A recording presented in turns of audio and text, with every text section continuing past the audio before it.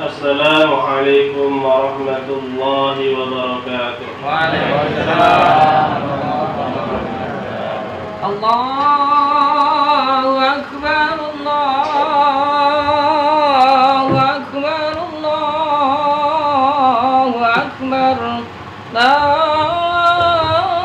ilaha illallah, Allahu Akbar, Allahu Akbar, walillahil hamd.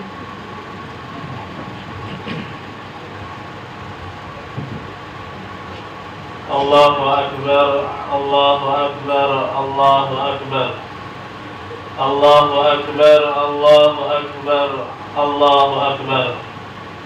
Allahu Akbar, Allahu Akbar. Allahu Akbar kabira, walhamdulillahi katsira, wa subhanallahi bukratan wa asila. Alhamdulillahilladzi ja'alana min ummati sayyidil anam. Alhamdulillahilladzi al-alimil ghaffar, al-azimil qahhar. Ashhadu an la ilaha illallah wa ashhadu anna sayyidana wa maulana Muhammadan abduhu wa rasuluh. Allahumma salli ala sayyidina Muhammad wa ala alihi wa sahbihi ma halala muslimu wa kabbar. Amma ba'du, fa ya ibadallah, ittaqullaha haqqa tuqatih wa la tamutunna illa wa antum muslimun. Wa'lamu anna yawmakum hadha yawmun jalilun miqdar wa 'idun jamilus syiar. Fataqarrabu ila rabbikumul jalil bil udhiyah, fa innaha sunnatu Ibrahim, فإنها سنة إبراهيم الخليل في فعله من إحراق الدم في مثل هذا اليوم العظيم. Alhamdulillah, hadirin jamaah salat Idul Adha yang dimuliakan Allah Subhanahu wa taala. Marilah sama-sama kita bersyukur kepada Allah Subhanahu wa taala. Kita bersyukur kepada Allah Subhanahu wa taala karena kita masih diberikan kesempatan oleh Allah Subhanahu wa taala untuk melaksanakan perintah-perintahnya, yaitu salat berjamaah, salat hari raya Idul Adha berjamaah. Kemudian setelah ini kita dapat menjalankan perintahnya Allah, yaitu menyembelih hewan kurban kita masing-masing. Ini adalah salah satu anugerah yang besar yang Allah berikan kepada kita. Maka nikmat yang besar ini kita bersyukur kepada Allah dengan mengucapkan alhamdulillah. Salawat serta salam kita curahkan kepada junjungan kita yang mulia, yang termulia, Sayyidul Anbiya wal Mursalin, pimpinannya para nabi dan para rasul, yaitu Nabi Agung Nabi Muhammad sallallahu alaihi wasallam, dengan mengucapkan Allahumma sholli ala Sayyidina Muhammad wa ala ali Sayyidina Muhammad. Mudah-mudahan berkah salawat kepada yang mulia baginda Rasulullah sallallahu alaihi wasallam, kelak pada hari kiamat kita mendapatkan syafaat dari yang mulia baginda agung Nabi Muhammad sallallahu alaihi wasallam. Amin. Amin ya rabbal alamin. Hadirin jamaah salat Idul Adha yang dimuliakan Allah Subhanahu wa taala. Hari ini adalah hari raya berkurban. Allah Subhanahu wa taala berfirman, "Wa may yu'azzim sya'airallah fa innaha min taqwal qulub." Barang siapa yang mengagungkan syiar-syiarnya Allah, maka itu termasuk ketakwaan hati. Mengagungkan syiar-syiarnya Allah Subhanahu wa taala artinya kita mengagungkan, artinya kita nanti akan menjadi takwa hati kita kalau kita ini mengagungkan syiar-syiarnya Allah. Apa saja syiar-syiarnya Allah Subhanahu wa taala? Di antara syiar-syiarnya Allah Subhanahu wa taala adalah hari raya Idul Adha, salat Idul Adha, kemudian menyembelih hewan kurban. Ini termasuk syiar-syiarnya Allah Subhanahu wa taala. Maka apabila kita agungkan syiar-syiarnya Allah ini, maka kita akan menjadi orang yang bertakwa. Kalau pada hari ini kita menyembelih, kita berkorban, membeli hewan kurban, kemudian hari ini hari-hari tasrik juga kita sembelih hewan-hewan kita, maka dengan menyembelih, dengan mengagungkan syiar-syiarnya Allah tadi, kita akan menjadi orang-orang yang bertakwa. Allah Subhanahu wa taala berfirman, "Wa may yattaqillaha yaj'al lahu makhraja." Orang yang bertakwa, maka Allah Subhanahu wa taala akan berikan dia jalan keluar. Allah Subhanahu wa taala akan mudahkan segala urusan-urusannya. Hari ini hadirin yang muliakan Allah Subhanahu wa taala, kita telah banyak dilanda musibah, kita telah banyak kena ujian, cobaan dan lain sebagainya. Maka bagaimana cara kita supaya keluar dari masalah-masalah kita? Maka hari ini ada perintah Allah yang terbesar, yaitu berkurban, menyembelih hewan kurban. Maka kalau kita ini berkurban, menyembelih hewan kurban kita semata-mata karena Allah Subhanahu wa taala, maka Allah Subhanahu wa taala akan jadikan hati kita ini takwa. Kalau kita sudah bertakwa kepada Allah Subhanahu wa taala, maka segala urusan-urusan kita dimudahkan oleh Allah Subhanahu wa taala. Hadirin yang dimuliakan Allah Subhanahu wa taala, berkenaan dengan kurban ini, dulu ada satu kisah yang sangat agung, kisah yang sangat mulia. Ada satu keluarga yang telah berkorban karena Allah, yang telah berusaha menjalankan perintah Allah, menyempurnakan perintahnya Allah Subhanahu wa taala. Akhirnya keluarga tersebut diberkahi oleh Allah Subhanahu wa taala, yaitu keluarganya Nabi Ibrahim alaihi salatu wassalam. Nabi Ibrahim telah membuat pengorbanan, mengorbankan putranya yang tercinta, yang tersayang. Karena pengorbanannya tersebut, Allah memberkahi keluarga beliau. Maka akhirnya dari keluarga beliau, dari anak keturunan beliau, ada satu orang yang begitu hebat, yang begitu mulia, dan menjadi penutup para nabi, menjadi pimpinannya para nabi, Sayyidul Anbiya wal Mursalin, yaitu Nabi Agung Nabi Muhammad sallallahu alaihi wasallam. Yang mulia Nabi Agung Nabi Muhammad sallallahu alaihi wasallam adalah dari keturunan Nabi Ibrahim alaihi salatu wasallam. Hadirin oleh Allah Subhanahu wa taala, yang mulia Nabi Ibrahim alaihi salatu wasallam, dulu beliau adalah seorang yang sudah tua, tetapi beliau belum memiliki anak. Maka beliau selalu berdoa kepada Allah Subhanahu wa taala, Rabbi habli minas sholihin, ya Allah berilah saya anak yang soleh. Karena doa beliau yang selalu istiqomah, selalu berdoa dan berharap kepada Allah Subhanahu wa taala, maka pada akhirnya walaupun beliau sudah tua, Allah Subhanahu wa taala berikan beliau seorang anak laki-laki. Kemudian setelah anak beliau tumbuh besar, kira-kira sekitar umur 8 tahun, datanglah perintah Allah Subhanahu wa taala kepada Nabi Ibrahim agar menyembelih putra yang kesayangannya tadi itu, yaitu Nabi Ismail alaihi salatu wassalam. Kemudian yang mulia Nabi Agung Nabi Ibrahim menyampaikan kepada anaknya, ya bunayya inni ara fil manam, wahai anakku, sesungguhnya aku melihatmu di dalam mimpi, anni azbahuka fanzur madza tara, aku menyembelih engkau wahai putraku, madza tara, bagaimana pendapatmu?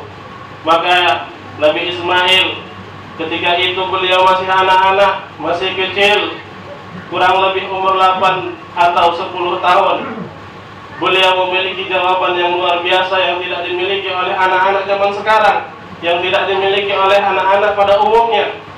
Beliau menjawab, ya abadi al-ma tu'mar, satajiduni insyaallah minas sabirin. Wahai bapakku, jalankanlah perintahnya Allah Subhanahu wa taala. Jalankanlah apa yang diperintah oleh Allah Subhanahu wa taala. Satajiduni insyaallah minas sabirin. Insyaallah engkau akan menjumpaiku dalam keadaan sabar.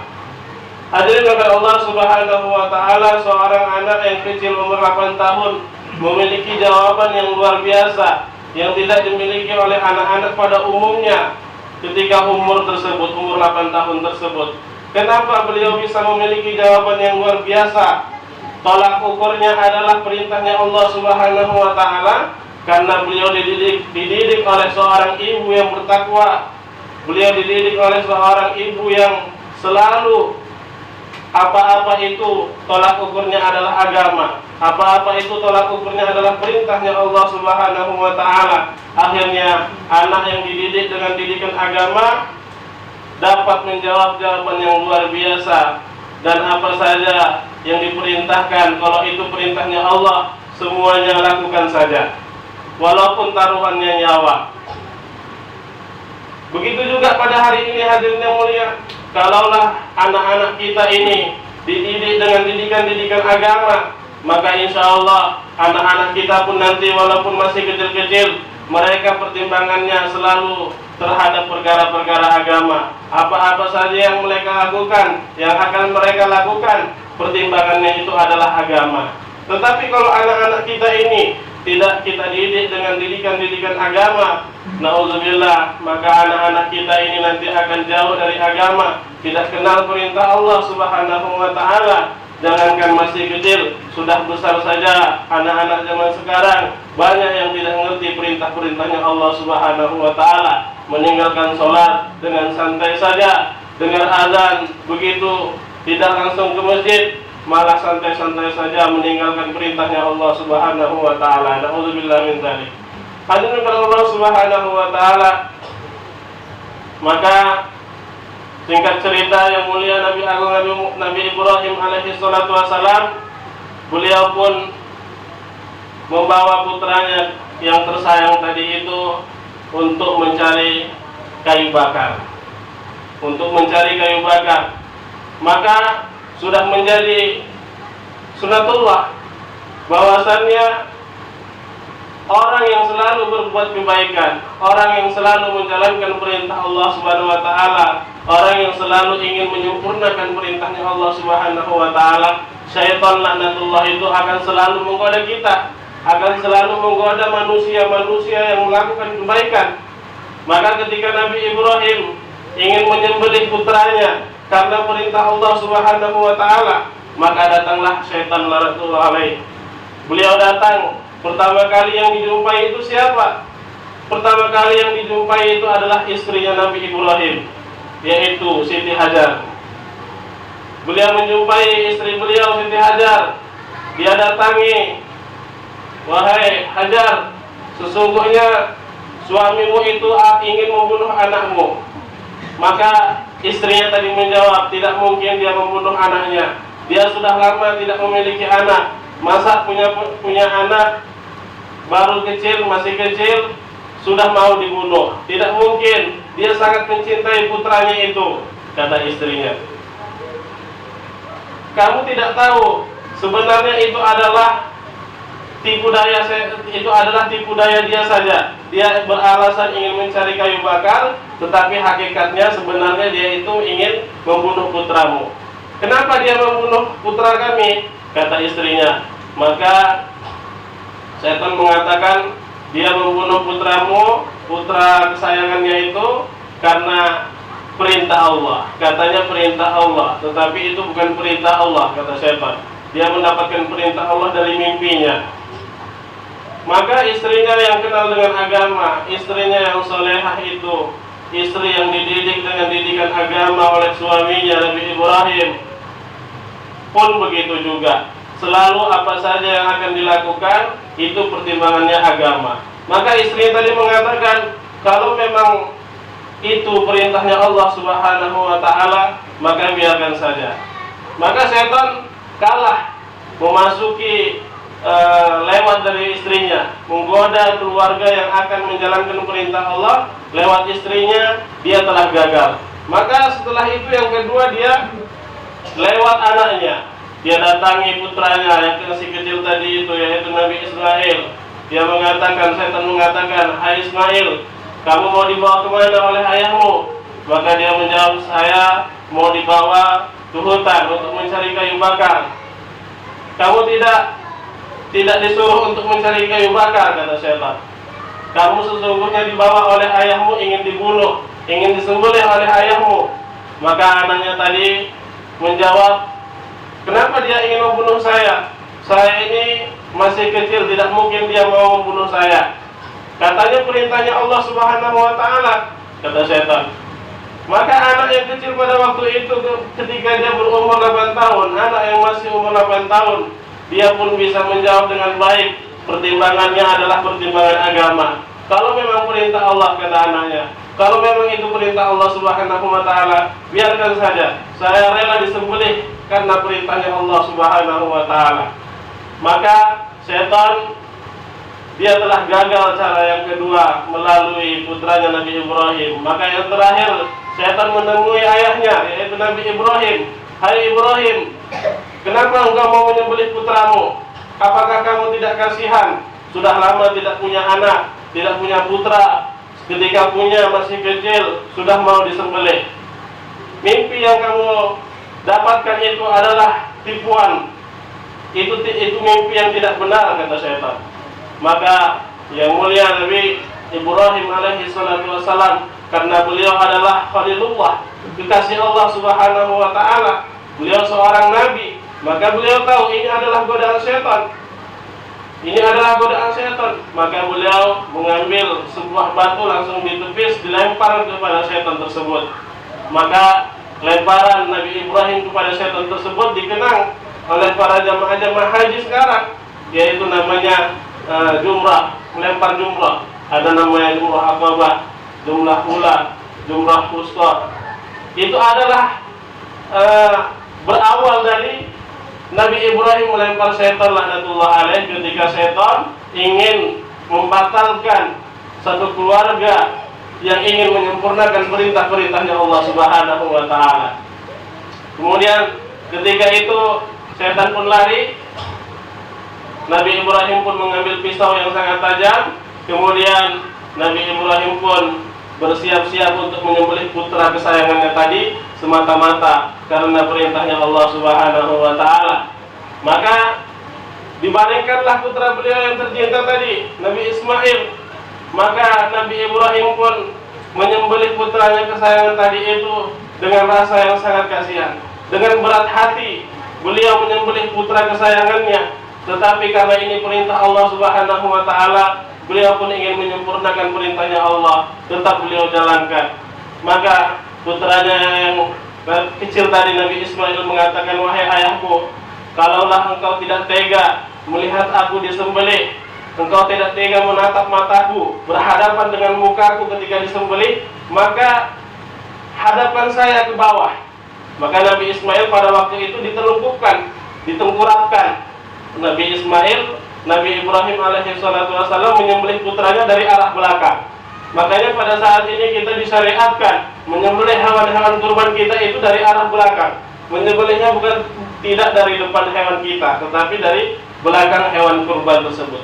Itu adalah syariat yang telah dimulai dulu, sejak dulu zamannya Nabi Ibrahim alaihi salatu wassalam, ketika beliau mendapatkan perintah untuk menyembelih putranya Nabi Ismail alaihi salatu wassalam. Kemudian hadirin dengan Allah Subhanahu wa Ta'ala, ketika Nabi Ibrahim akan menyembelih, hendak menyembelih putra kesayangannya, maka pisau yang begitu tajam itu tidak mampu melukai kulit leher putranya tersebut.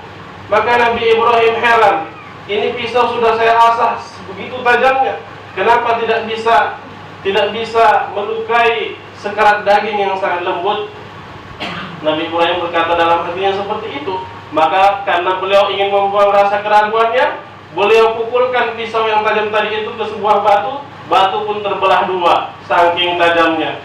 Maka Nabi Ibrahim berkata kepada pisau, hai pisau, kenapa engkau mampu membelah sebuah batu yang begitu keras, dan engkau tidak mampu menyembelih sekerat daging yang sangat lembut?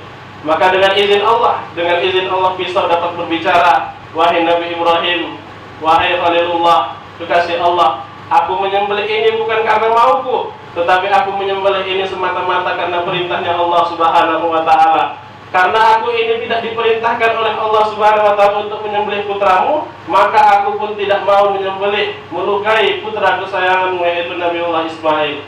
Maka seketika itu juga datanglah malaikat Jibril dari surga membawa seekor kambing kibas dengan bertakbir Allahu Akbar, Allahu Akbar, Allahu Akbar. Kemudian disambut oleh Nabi Ibrahim, La ilaha illallah wallahu akbar. Dilanjutkan sama Nabi Ismail, Allahu Akbar walillahil hamd. Dan gemahan suara takbir tersebut selalu dikenang sepanjang tahun ila yaumil kiamah, sampai hari kiamat. Dari mana itu? Dari mana takbir tersebut? Itu adalah dimulai dari sejak zamannya Nabi Ibrahim, dari keluarga yang ingin menyempurnakan perintah-perintahnya Allah Subhanahu wa taala.